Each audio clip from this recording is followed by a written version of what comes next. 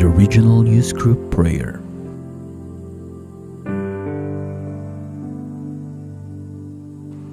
Dear Lord, thank you for the opportunity to meet today. May we engage with each other with faith and perseverance. May we manage each situation with wisdom and value. May we speak and serve with integrity and purpose.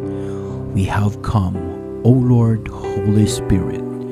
We have come before you, hampered and dead by our many and grievous sins, but for a special purpose, gathered together in your name. Come to us and be with us and enter our heart. Lord, we invite you to work within us today. Amen.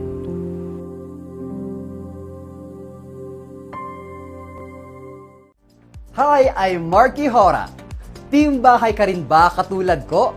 Pero gusto mong laging updated sa mga balitang napapanahon at interesting?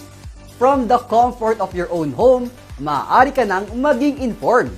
Sa Regional News Group o RNG Luzon, mabilis at accurate na balita, madali ninyong maa-access. Pwedeng via Twitter. I-tweet lang ang inyong sumbong at hinaing gamit ang hashtag RNG Luzon. Instagram, Facebook, at YouTube. Hit the notification bell para lagi kayong updated sa aming mga bagong videos.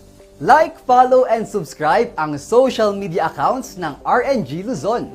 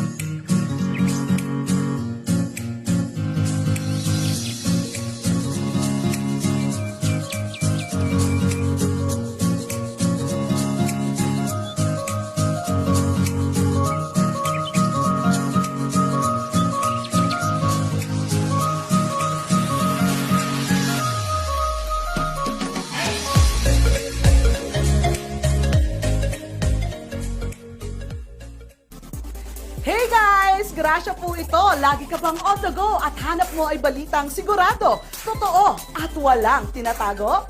Sa Regional News Group o RNG Luzon, mabilis at accurate na balita, madali niyong ma-access. Pwede via Twitter. I-tweet lang ang inyong sumbong at hinaing using the hashtag RNG Luzon. Instagram, Facebook, at YouTube. Huwag kakalimutang i-hit ang notification bell para lagi kayong updated sa aming mga bagong videos. Like, follow, and subscribe ang mga social media accounts ng RNG Luzon. The views and opinions expressed by the host do not necessarily state or reflect those of the company and its management. Furthermore, the views and opinions of the guest do not reflect those of the hosts, the show, the management, and the network.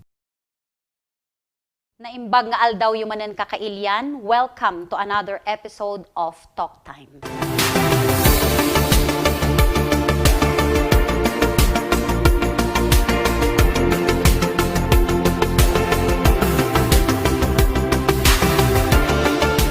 Autonomy is very important for the Cordillera Administrative Region so that the region will eventually become Cordillera Autonomous Region. It is the dream of our forefathers. If ever you want to ask something about autonomy, this is the best platform for now that we could be in. Why do we need autonomy for the Cordilleras? Because we need to determine for ourselves as indigenous peoples the kind of development, the kind of progress that we want for our region.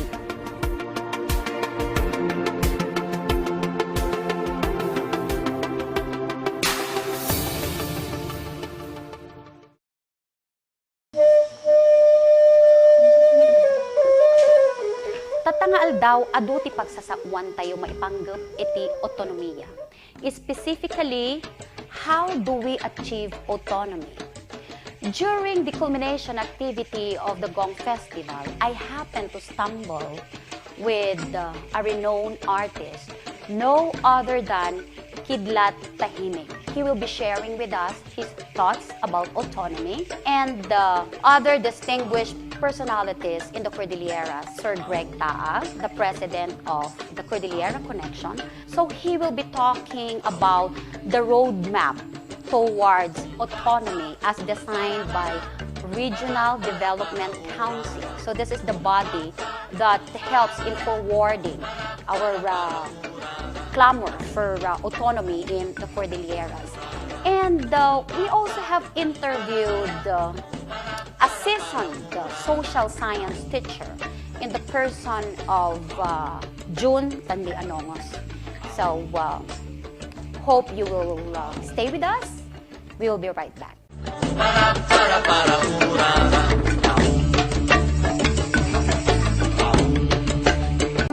Gusto niyo bang sumikat, kumita at makilala? Advertise now and reach your target market anytime, anywhere. Mga kaibigan, ako po si Dobby D. Guzman. Hanap nyo ba ay mabilis, tama at napapanahong balita? Tumutok na sa mga social media accounts ng Regional News Group o RNG Luzon. Pwede via Twitter. I-tweet lang ang inyong sumbong at hinaing gamit ang hashtag RNG Luzon. Instagram, Facebook, at YouTube. Hit the notification bell para lagi kayong updated sa aming mga bagong videos. Kaya ano pang hinihintay nyo? Like, follow, subscribe sa mga social media accounts ng RNG Luzon.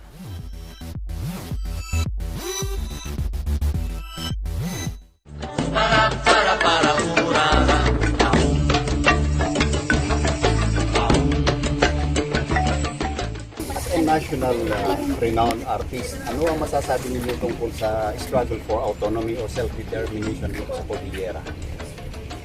Well, siguro, people always say kung national artist dapat iba yung perspective ko. Pero I always tell many of the Cordillera artists all call me tatay. So I said, if I have a title national artist, just remember I'm still your national tatay.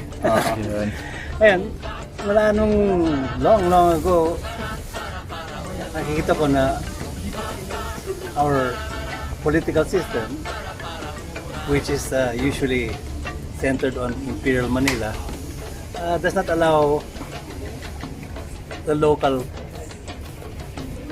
economy, much less the local culture, na mabuhay na mabuti. Because everything is tied to Mother Manila or Tatay Manila. But if they give us autonomy, ibig sabihin we are able to collect our own revenues and then we're able therefore to create our own programs. Mas napintas data because you can really not depend necessarily on Congress or Malacanang. Okay.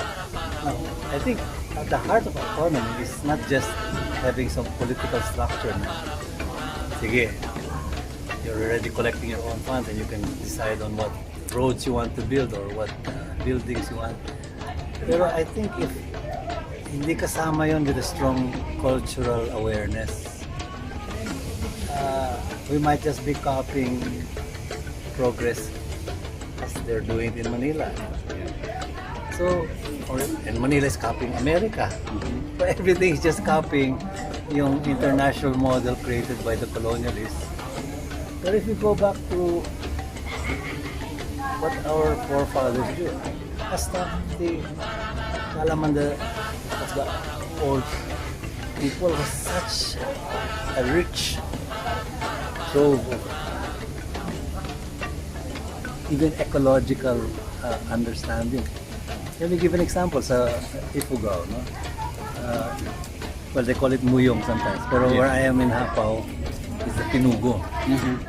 And I realized na, okay, the world is very aware of the rice terraces and they compare it to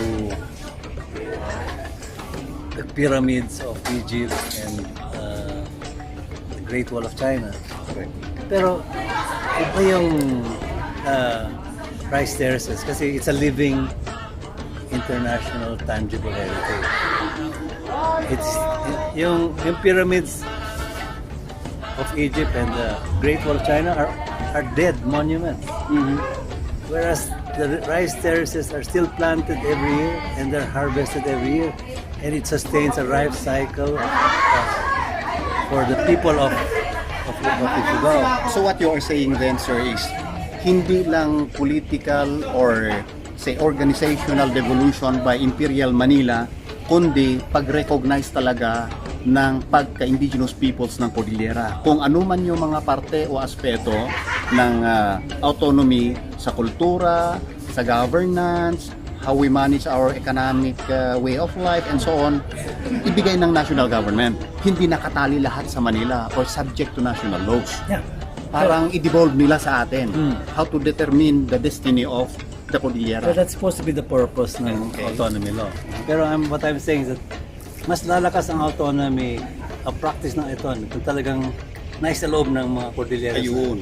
Ang galing ng kultura natin. Gaya na sinabi nyo kanina, we have been brainwashed that we are pagans, we are primitive, we are savage.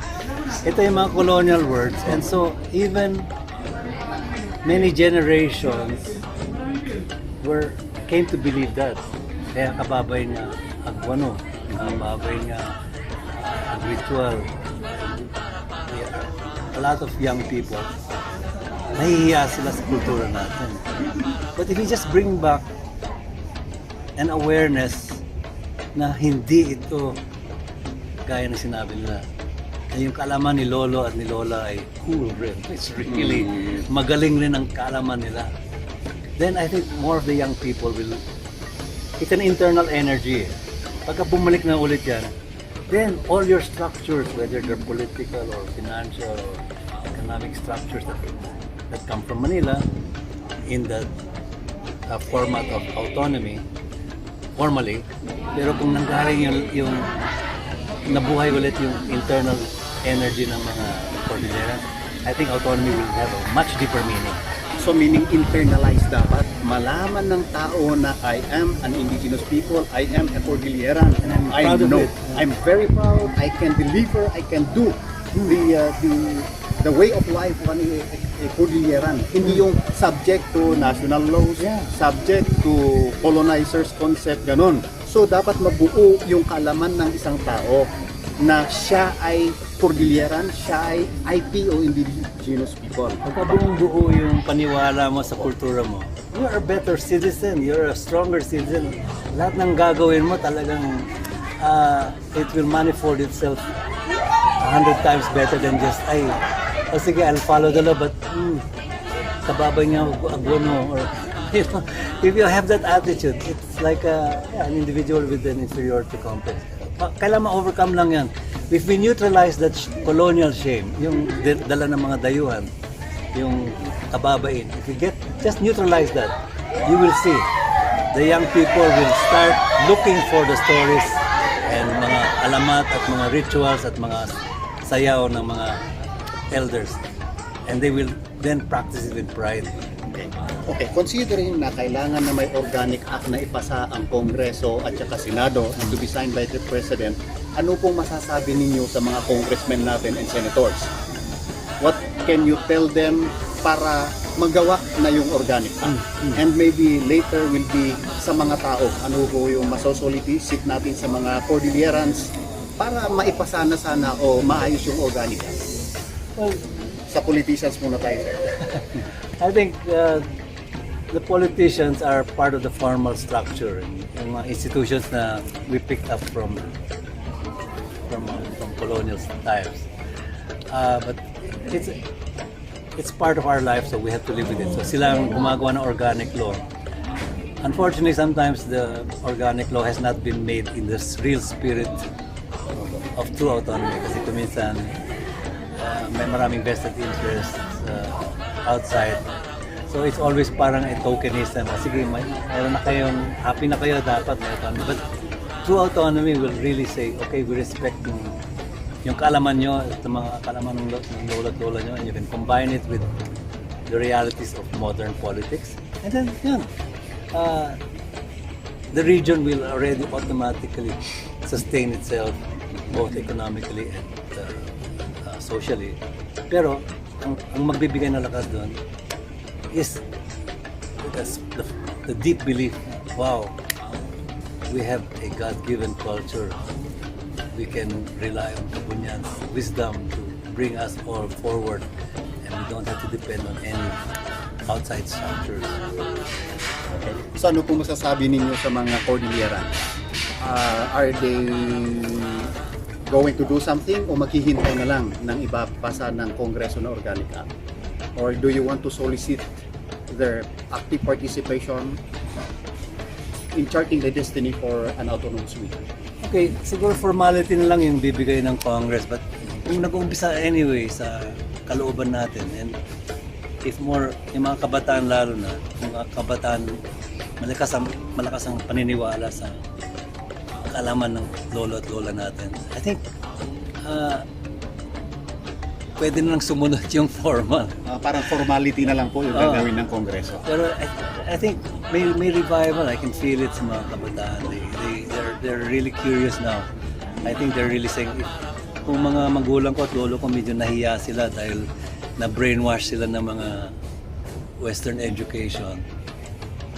They feel ready, hey, yung gansada ko, wow, I feel that energy, and where does that come from? It comes from, our Cordilleran spirits, and once you believe in that, there's no stopping it.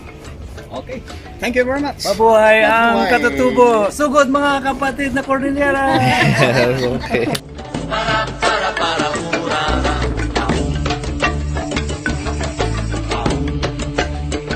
Gusto niyo bang sumikat, kumita at makilala? Advertise now and reach your target market anytime, anywhere.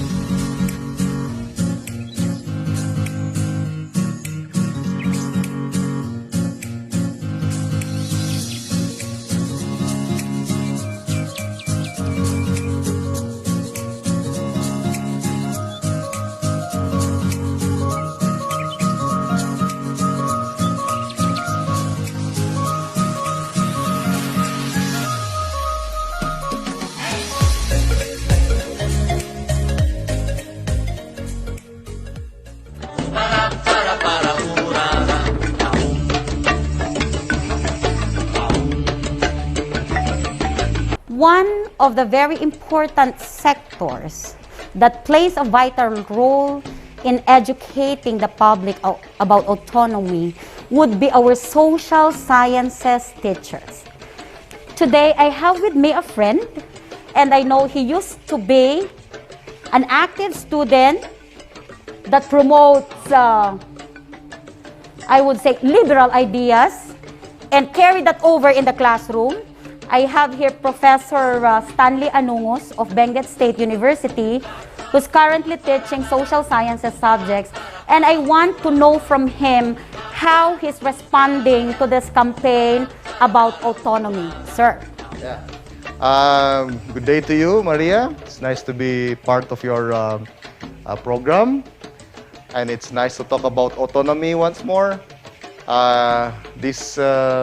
This issue of ours had been there for a very long time already.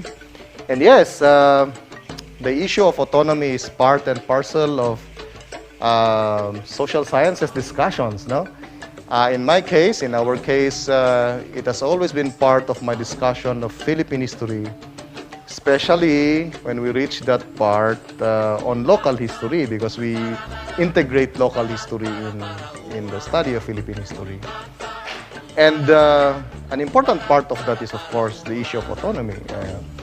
Although my approach there would always be historical, because I am a student of history, no? And it's interesting to note that the issue of autonomy has reached a different level of discussions. We see a very active, I think the most active so far in the last three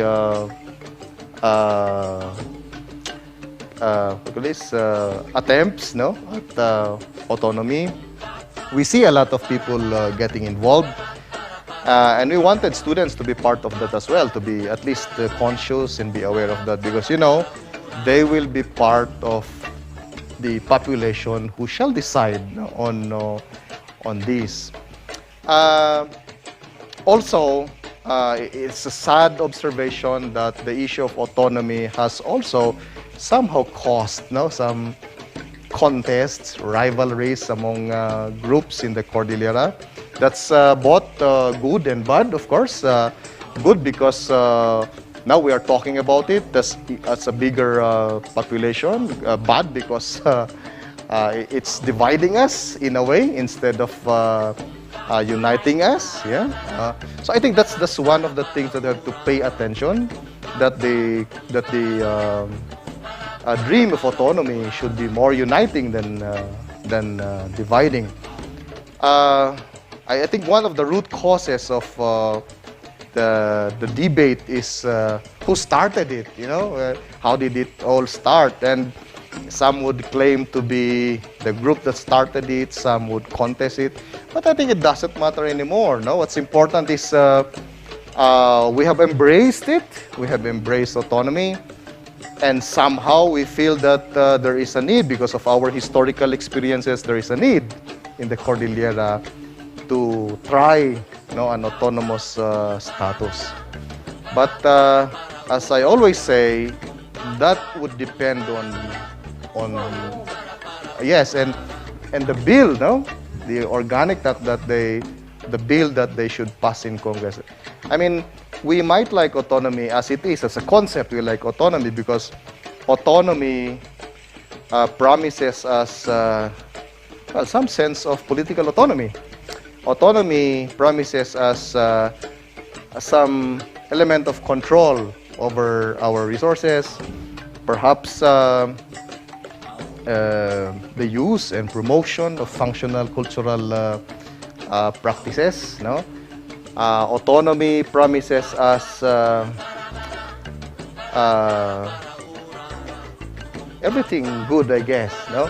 But as I always say, we have to wait for the bill to be passed, and I think there's a bill that was passed. The last time I heard, Congressman Yap filed this once more.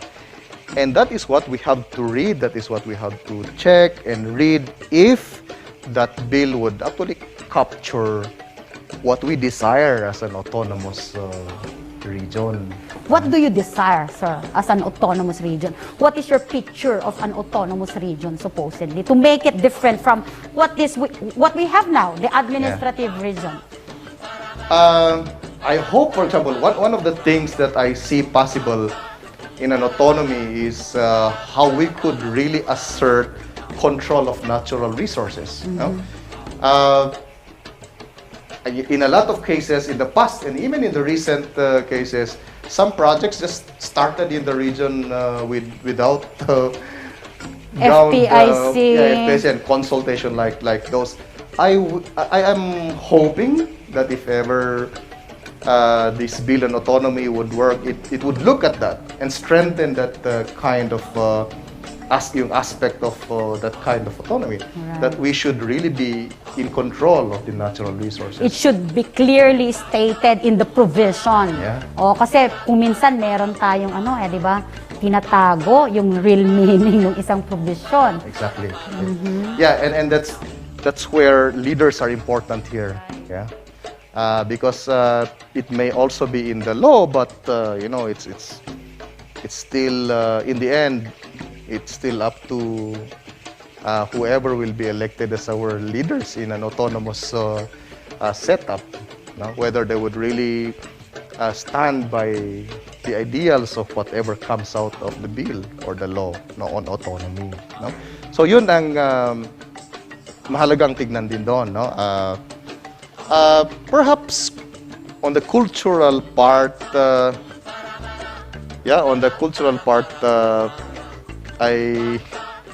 I would like also, well, it's very visible now, of course, in our festivals, but I guess we go beyond festivals, okay, and make aspects of our culture still very visible in schools, for example. I mean, there is already the DepEd integration of the IKS now.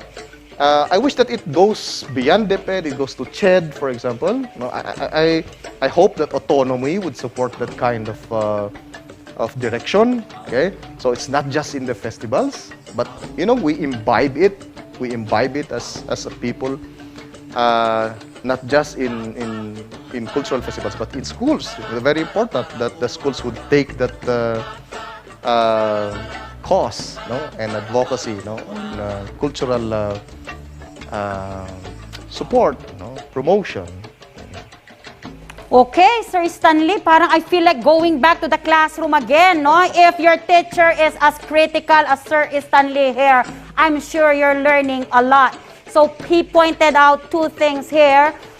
For autonomy specifically, that we will be able to control our natural resources, and of course, the promotion of cultural integrity. That it won't just be superficial, that yes, we try to revive our culture through festivals, but we go deeper. We try to understand what we call the indigenous knowledge systems and practices. And, okay, we have to live with it so that we will really exist as genuine indigenous peoples.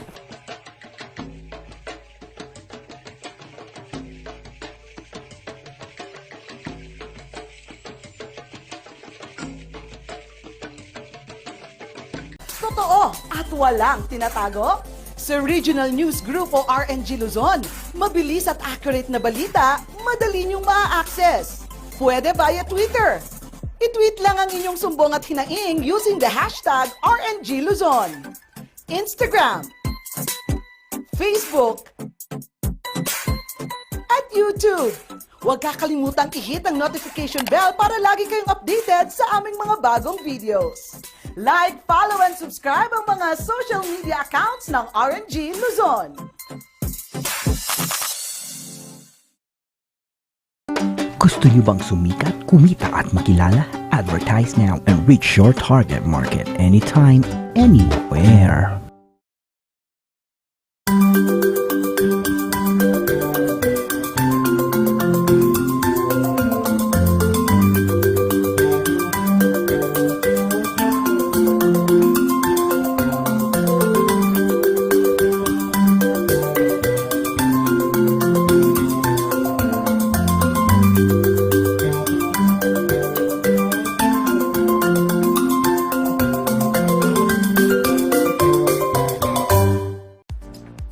ay Marky Hora. Team bahay ka rin ba katulad ko? Pero gusto mong laging updated sa mga balitang napapanahon at interesting?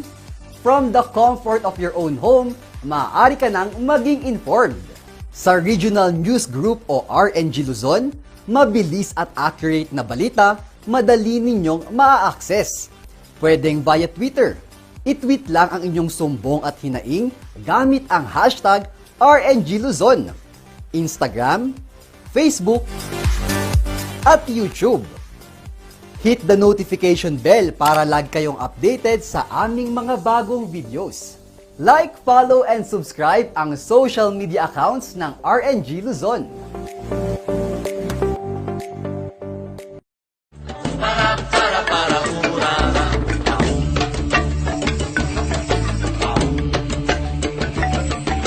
Tatangaal daw, iti guest tayo kat may isa nga mabigbig-big nga professor, not only inside Benguet State University, but the entire Cordilleras. No anyamot ti kunana ti autonomiya, specifically, how do we achieve autonomy? Sir, amo tayong mat nga namin anon nga intern down it Cordillera, iti autonomy. Now, for the past years, the RDC or the Regional Development Council came up with this program to train people to help in educating the public about autonomy. So ti panagriknayo tatta, taadong matan ti efforts nga nararami ti RDC, do you think we can attain autonomy now? Namagal daw tayo amin, Ma'am Maria and the crew. Sakbay kong sungbatan di ay sa lunsod ni Ma'am Maria, kat ikorektar ko lang ang hanga siya ti founder ti the Cordillera Connection. No dikat ni Marvin Orfiano nga da EJ London. He is a biochemist at EJ London. He founded it in September 21, 2011. Siya ti indutok da nga presidente. Iso nga siya ti ibabaon da ditoy, volunteer da ditoy Pilipinas nga mangi danon kadagiti benepisyo kadagiti maseknan karkaro dagiti dati sakit na chronically ill nga patients kan scholars kan may sapay may nga objective ti TCC kat para iti cultural preservation kan also ecological preservation kasjay iso nga pagyamanan tayo ti gundaway kan may sapay babaen ti the Cordillera Connection dito kami nga nagamamu kini Ma'am Mila Rimando iso nga idi nakita na inawis na idi first nga meeting ijay Sagada idi some years back ta kami mutlang kada Sir Stan, Sir Taika, idi tinakan Sir Leo kami amin. Okay, ijay sa lunsod ni Ma'am positibo kami nga nangdangdangag mas lalo kanyak nga nainayon may isang IEC speaker since 2017-2018 nga natata ket napintas triknak uray pay ko nato yung twice nga na-reject idi June 1990 kan March 1998. So twice nga na-reject the Organic Act. Ngam dati maikatlo, we are very positive nga mayat ti senyalis lamat Ma'am Maria. Okay, sir. So, ada di makunkuna ti RDC nga roadmap towards autonomy. So, mabalin siguro, sir, nga dahil iti binsa-binsaan tayo tatta, tapos maawatan dagito viewers kan listeners tayo. When, ma'am. Kahit iso nga rod nga data, ada tina aramid nga resolution edi 2019 samat dijay. December 2019, resolution number 2 nga ada kumati maaramid nga roadmap makita no inati plano kan direction apay nga kastoy gamin kat manipod idi na reject di Organic Act namin duwa idi March 2006. Let's look at the history nga basit inya the RDC CAR nag-decide nga i-adapt na tikwa pursuit for regional autonomy manan kas langay nga mariing manan ano nga tawenan manipod idi 1998 nga last. That's why in 2007, in-approve ang national government kat inikan na iti budget di ay since 2007 hanggang na 2008 ada pa hanggang na iti 2010 to 2019 2018 kan 2019. So kasi iso nga naaramid da itoy kat ada di ko nadang SP CAR, Social Preparation of CAR, which centers on the three core messages. So nga babaan da iti talo nga mensahe nga kaya tayo nga maaramid iso ti guide tayo dito yung roadmap Kat ada di first one the IECs, no? Information, education, can communication. Iso da ito di ay mapantayo, sumalog. Iso ada di ko na tayo nga downstream, kan upstream. Tapno, kasda nga iso gamit ti may nga kurang, idi 1990 ka 1998. So we have to make the people aware. That's why we had some pulse surveys, no? That's right. Ada di pulse surveys, kat iso nga da ito IECs, iso da dito iti mang-increase the awareness ti tao, the local governments, the youth, the senior citizens. That's why we go to the cooperatives, upstream, dagiti congressmen tayo, dagiti lawmakers tayo, dagiti national policy makers tayo. And then, number 2 is alliance building. How do we gather and solidify support? Pangalaan tayo nga dito eh. Siyempre, dagiti stakeholders mo tlaan na. Who are these?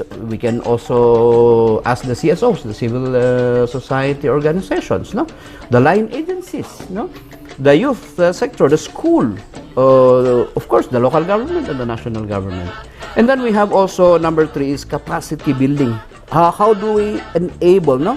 Government agencies and CSOs to develop a certain kind of capability to support planning and policy formulation. Tapno pulido.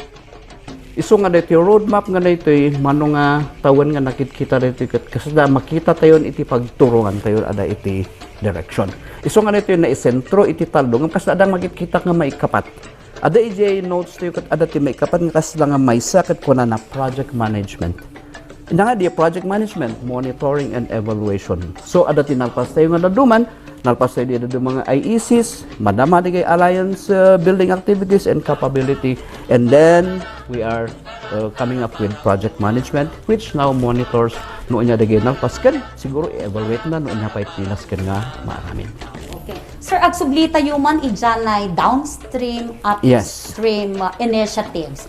Medyo ito'y tayo nga makita no anya dagi efforts san. So one of which is daytoy nga rod kunayon yan daytoy na in relation to both would be etong creation ng IEC, no? Yes, ma'am. So maya daytoy nga pata addan ti grupo nga talaga nga nadutukan nga isuda.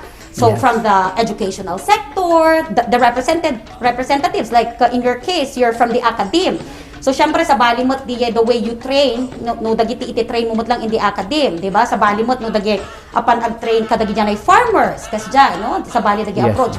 Mas interesado ak, sir, nga maamuan nga, dyan upstream. Anya, dagiti na initiatives, anya ti aramidon ti RDC to be able to influence. Kasi, well, it's good. Kasi aside from the nga in-submit dagi congressman tayo idi December, nga baro nga bill, adamot di in-submit ni Senator Zubiri, kung adamot di in-submit just recently in September, di in-submit ni Eric Yap. Yeah. Okay. So, uri no na-submit dagitoy no nakapoy ti impluensya tayo ije Congress ket medyo baka pumalya man ang datoy. So, anya nga tati mabalin tayong aramidan and that would be part of the upstream initiatives. Yes. Agpapaysulit na ba? Di ay imuna niya nga dagi imun unang House Bill 5343 2017 di ay. And then the last year, the other year, we have 5343 and then 15687 2019. Tata di bagi ni Congressman Yap nga 7778. Dito lang barbaro, but I ask Ma'am Mila Arnada, how are these two different? No, they are the same. Iso din i-submit niya, iso lang tikas na version. And we have the Senate Bill 1232, which was filed by Senator Zubiri. So, makita tayo ngayon nga adati support, national support na we have the support of the Bangsamoro congressmen, no? Iso lang matikota. We are mandated, siyempre. It's in the 1977 Constitution. 1987 Constitution, sorry. Nga there should be two autonomous regions, one in Mindanao and one in the Cordillera. So, how do we conduct these IECs or capability building or alliance building with upstream? We had some dialogues, no? Adati and assigned in RDC tutungtong kami di sunod apan maki-dialogue sunod dito. That's why so many times last year and this year, no, last January also, the RDC di barong ni Ma'am Governor of Abra kat nagtutungtong iti RDCED, how do we convince the local officials? How do we convince the regional officials and also the national officials to support our advocacy for ARC, Autonomous Region of the Cordillera? So we met them, and then they came to attend all of these fora, these sessions, and if there were something that was lacking, we even talked of those who would be going to the offices, no? Kasi na man ada ti mabalin nga ag-campaign, no mabalin nga ta nga ag-lobby. We also used the IECs, we also used the social media. SPCAR is very strong on this one. That's why every time in our group, the Cordillera Connection, ada ti approve ka nagdagos ta, adu ti readership. So it's not only going downstream, but there are so many officials who are also reading in the social media. That's why when they come to learn that we are pushing on this one, these are what we want. These are the core messages. Basit-basit kat maalukoy tayo mat-isula ngay nga tumulong nga mang-supportar. And I think all our congressmen now are sold to the idea. Okay. Sir, i-evaluate tayo at this point. What? Anya ti pa nagkita tayo? Majority ba iting populace nga tati Cordillera, IPs or non-IPs, basta, Igorots and Cordillerans alike? You think na nga to, ti porsyento nga we will make it this time? We had a pulse survey recently that was in 2019. Kat adangay iti survey kat kasla nga idigamin kat kasla nga di awareness kat basit nga if the referendum or the election, no? or whatever we call this plebiscite kat mai-hold during that time kat kasla mga 54%, 60%, 70% kasi lang lately, no? Makita tayo ngayon nga ada timak plebiscite di 2019 kat manuti na inabot na dayto nga na plebiscite nagparticipar 11,889. So it constitutes at least 85% of those who will be voting in the future. And they are most likely they will vote yes. And around 5% say no, and around 10% will say parang undecided, no? Undecided. Yes to Cordillera Autonomy, yes the majority, no? 85%. Yes. O nangato di jay ngumat ngato. So I think, no, since 2017-18 we have been participating through the youth forum. We went to all the state schools, universities and colleges here in the Cordillera through our bands at TCC to conduct youth fora, and then we used the concert, and then we had the IEC speakers in between. And little by little, kasi isudamot iti para kanya da kami nga senyoron ako manula nga tawanan kat agraduar kami isudan kat they're still young, no? So actually mayat nga maamuan da. So in fact we had so many questions, and then particularly all of these questions were addressed. How would it be? Are you sure? Budget wise, corruption wise, nga tati agturay kat deti questions da. And then we have reached so many, and then I think the level of awareness on what we are advocating for ARC, for the Autonomous Region of Cordillera, has been understood specifically by students. Also in some during our meetings, like what Ma'am Paulina Sawadan is saying, di abra, mapanda ijay susuli nag-conduct iti ko to the grassroots level, ganapan nag-conduct iti IECs kat mayat mat iti ko. Yes, mayat responses, barangays. I think, no, little by little, I think times have changed. That we are very positive that this will come about. For me, I feel strongly about this one. No, I feel good looking at this one. So it would be a part of kasla ko mga legacy for datoy nga nataangan nga mga bati iti kastoy nga kapanunutan kadigiti ubing sumaro nga henerasyon. Sir, agsublita yung IJ Abra. Kasi parang from my readings, among the 6 provinces, including Baguio, so parang 7, medyo abrati sablay pa ilang kanong itinay ni response da whether they will go for autonomy or not. I don't know, what is your take on When this? nangagko adamot lang di may nga part iti mock survey idi da Dr. Navarro nga in present da idi ket ada iti certain areas nga kwa. Gamot I was telling while ago with Ma'am Sawadan ket GIEC da kasla nga mayat nga no siguro no nagbutos da at that time medyo Sablay pa lang nga ngumat nga to at least Okay. we see a positive sign that it is going up. Sir, kas ano tayo nga sinimplify di Jai campaign, yung IEC campaign natin, to make sure na it will be understood this time.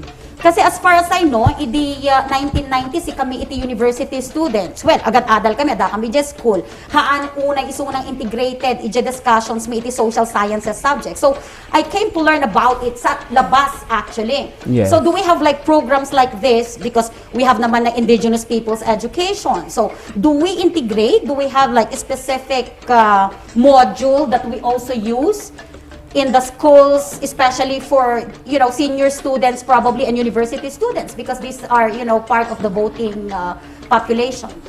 Yes, in one of our IEC trainings, I reiterated that, by the way, it's not only me part of Benguet State University as representing a state institution, no?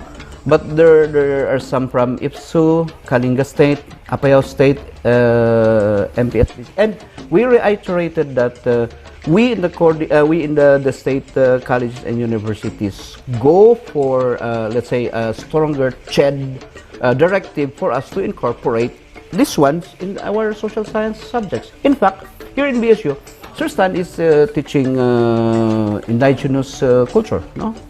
Society and culture, history, contemporary society, contemporary governments, and all of the notes that I received from SPCAR, from NEDA, from the RDC, I give it to them. I share it to them. In fact, I get as many, so that I can give to my fellow teachers who are teaching. And in fact, we are incorporating it, especially in our enhanced, how do you call this, GE subjects.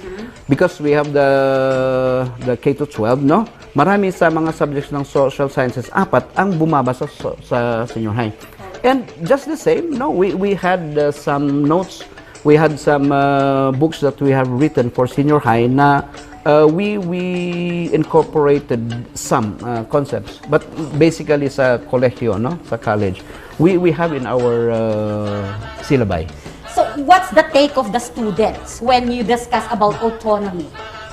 Do they easily understand it? Yes. Also, one of our teachers, Professor Karil Ngina, asked also NEDA and SPCAR and RDC to come here also after our time in 2017-18. And then they had seminars with the students, and they had a survey, and I think it is a positive positive Kaya nasa response. sa mauawatan da. Di Mauawatan gamit importante, sir. Tayo di ka talaga nga hantayo nga maawatan. Narigat nga maawatan. Ta syempre talagamot nga very highfalutin. The concept is very new. Yes. Not unless i-translate mo in a way, in a level that, they would understand. Like, when you say autonomy, it means self-determination. What is Yes. self-determination? Diba? Yes. Kailangan i-break down mo in a way nga mag-grasp da talaga. Yes. Makarelate da. Tapno maawatan da. Isu nga digi barbaro nga IEC training modules kat idi kasursurok mo lang oras idi damo apex lang ako nga maawatan met ngam kasla nga idi through sometime through the years nga medyo when we meet kat medyo adan sa tikot pa our fellow IEC speakers like attorney from Mountain Province Kingad I forgot the name. And Sir Amador Batayan, Gary, we attorney Alex, apelyido na attorney Alex. Isunod to may Bangsoy. Isunod may sangat trainer midi pati di anak na ni Karen yata. Yes. And we tried to simplify what's the core message. That's why I mentioned a while ago the core message is enhanced Cordillera identity. Sinuak na yung apa yun, may salsalumin na, no? Awan ti autonomy, papapanan tayo mga nga ron. Iso nga, di ko natin yung, baka ngayon maisubli tayo ti region 1, no? Ije bangir kat maisubli na ti region 2. Nga ito ti identidad tayo. Correct. May kadwa, responsive policies. Ano nga yung yung responsive policy? Iso nga magkiparticipate kayong ubing, ibaga yun na ano niya, di ay. That's why, iso ti kampanya tayo, kadagi ti leaders tayo, mabutusan ito, ARC, no? Adan to. And then, progress for all. Dagay mati core messages na di kahit yung kuwakat. Iso nga masimplify. Santo dati even in our IEC for the youth forum, atitog ngay. Atitog tata. In modify min. Dapat. At ado di concert, ado di kanta nga related the message kat isumot lang ijay. And then, agsao ni Councilor nga Kayabas kajay. Or sino man nga IEC speakers nga umay, isuda di jay. And then, question and answer. Mapang kami di question and answer. Kat mayat ni tilabas na. Okay. So we are very positive. We are determined na push on. This time, Yes. for autonomy talaga. Okay, Yes. sir. So before we end, dati last words yun, dati kayat yung ibaga, kadagiti viewers tayo, sir? Yes, kaya't ko kumang ibagamat nga kastoy niya datayo nga na ayaban nga tumulong mat nga maki-participate iti RDC para di SPCAR for our advocacy for the autonomous region of Cordillera. Positibo kami nga mayat nga adati turturungan tayo ket no ada ka iti IEC nga maangay dita Baryuyo wenno dito eskwelahan nyo no adaman iti kahit yung nga damagan ket damagan nyo no sino dagay IEC speakers tam manarimaan adulata nga gaputa adati dito nyo normal nga iti pandemya medyo natakbasit. And by the way, kuma dati di insulong di file ni Congressman Yap nga House Bill 778 tungtungan da kuma di September 29 ijay Committee on Local Government ijay Congress ngam na i-postpone because of the budget hearings. Ngam kasyalata. So may saak mat nga mangkit-kita nga amin mat nga naayat nga tumulong dagay kakadwa nga ada di RDC digi magkipa-participate for advocacy for autonomy ket may samot itirik namin nga kayat mi nga sigin ngay kuma the time is now nya hanggang na to 2022 iso target tayo ket it's now or never nalpas dito ngay awanan na habang di ko na tayo ang barang during the time of President Duterte ket mabani ako kasla nga eso na mati sincere nga bangsa mo nalpas dan. Kat sumarsaro nung tayo matkumay. Okay. Sige sir, thank you so much. Dita binsayo about autonomy. So I hope nga makaturong dahil kakabsat, iti kampanya tayo para maisulong na eventually ang autonomous region for the Cordilleras. Thank you so much. Thank you for staying with us. Day tangarod kakabsat, nalpas man ng timay sa nga episode tayo, iti Talk Time. And we hope that next week, every Monday from 7 to 8 in the evening, watch us again for another episode of Talk Time. Mayat ti pagsasaritaan tayo, tati issue tayo no next would be the salient features of the bills that are passed. So kitaan tayo, binsa-binsaan tayo, maysa-maysa, no anya ba ti features na datunay nga autonomy bill and will it answer really the need of the Cordilleras?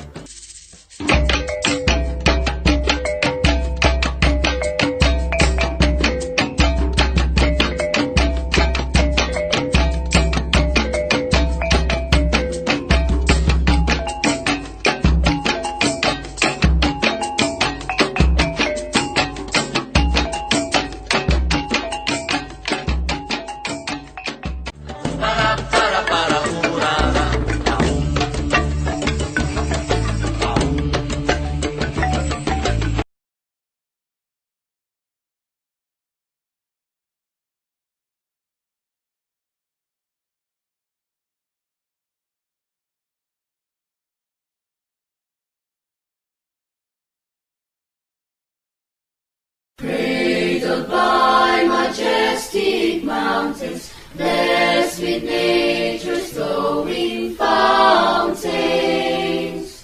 blooming flowers and verdant hills, is a region of murmuring rills. Here the freedom-loving people to topple. For our freedom we rise and fight, our priceless ancestral birthright. Cordillera, region of wonder, hail. Beloved land, your name we shall not fail. Honor and fame to you we strive to bring. Your glory one we shall forever sing.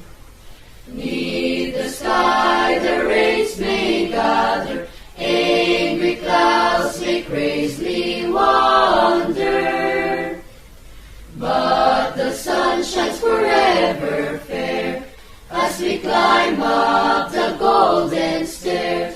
Dreams of peace, of oneness and progress, cherished goals our region presses, striving to build a brighter dawn for our children to call their own. Cordillera, region of wonder,